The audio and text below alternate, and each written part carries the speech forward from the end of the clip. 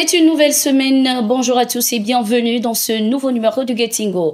La tension est grandissante entre la Mauritanie et le Mali. Les autorités mauritaniennes accusent l'armée malienne d'avoir tué des civils mauritaniens à la frontière des deux pays. Elles dénoncent également les violences que subissent, selon elles, ces ressortissants au Mali.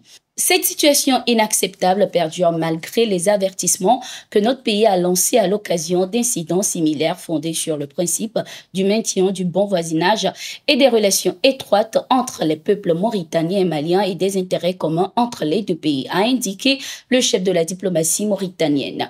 Pendant ce temps, des accusations ont été portées par une certaine opinion au Mali à l'encontre de la Mauritanie, l'accusant de soutenir activement des groupes terroristes et séparatistes. Ces allégations selon lesquelles Nouakchott fournirait refuge et soins à ces éléments ont été catégoriquement rejetées par les autorités mauritaniennes qui les ont qualifiées de fausses et de trompeuses. Ces événements ont suscité l'indignation dans les deux pays. Pour apaiser les tensions, le ministre mauritanien de la Défense, Anana Ould Sidi, s'est rendu à Bamako ce week-end pour une visite hautement symbolique.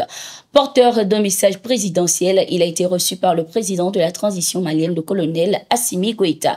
Lors de cette rencontre, le ministre Ould Sidi a évoqué les relations fraternelles et historiques unissant les deux pays, soulignant que la préservation et le renforcement de ces liens distinctifs sont une responsabilité collective.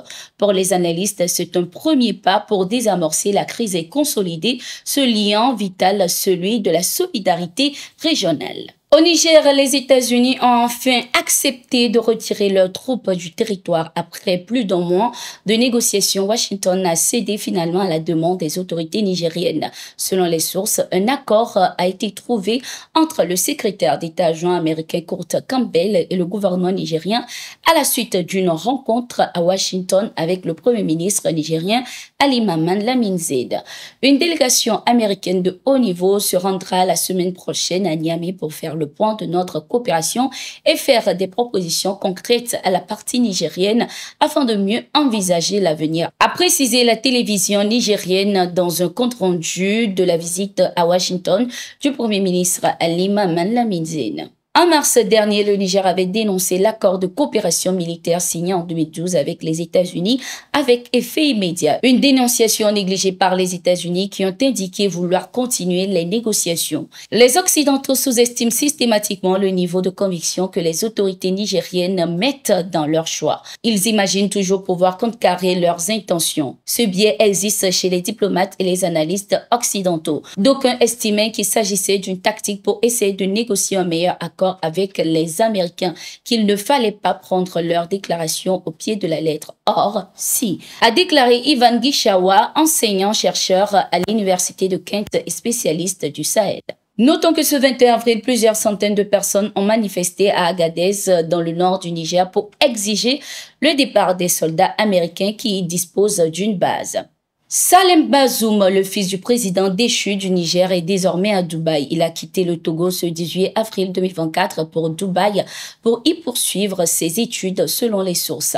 Salem Bazoum avait quitté le Niger le 8 janvier, accompagné du ministre togolais des Affaires étrangères, médiateur dans ce dossier, après plusieurs mois à la résidence présidentielle de Niamey avec ses parents. Il avait alors bénéficié d'une liberté provisoire accordée par le tribunal militaire de Niamey. La demande de libération immédiate prononcée 3 mois plus tôt par un juge du tribunal de grande instance de Niamey était quant à elle restée lettre morte.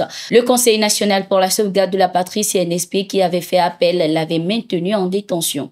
Au Sénégal, une date butoir a été donnée aux anciens ministres pour retourner les véhicules de fonction. Selon le premier ministre du pays, Ousmane Sonko, ces anciens ministres doivent rendre leurs véhicules avant le 24 avril 2024. Selon les informations, passé ce délai, des mesures légales seront prises pour récupérer les véhicules en question. Cette démarche vise à dissuader toute tentative de rétention des biens publics en prévoyant des sanctions pour ceux qui chercheraient à ne restituer qu'une partie des véhicules attribués. Parallèlement à cette initiative, l'État a émis, selon les informations, une directive exigeant des anciens ministres de libérer les logements de fonction qu'ils occupent dans un délai de 2 mois à compter de la réception de la lettre.